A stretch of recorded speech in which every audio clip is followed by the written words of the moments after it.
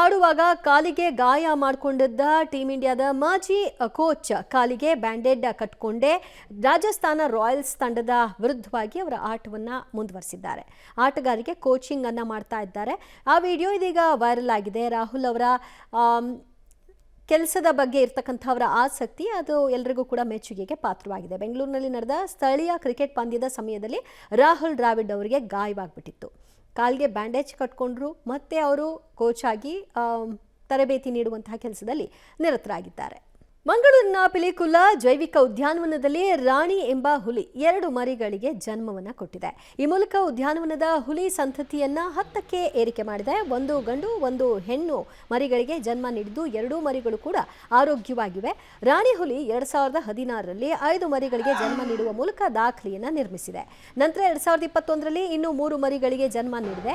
ಇದೀಗ ಮತ್ತೆ 2 ಮರಿಗಳಿಗೆ ಜನ್ಮ ನೀಡಿದೆ. ರಾಣಿ ಒಟ್ಟಾರೆ 10 ಮರಿಗಳ ತಾಯಿಯಾಗಿದ್ದಾಳೆ.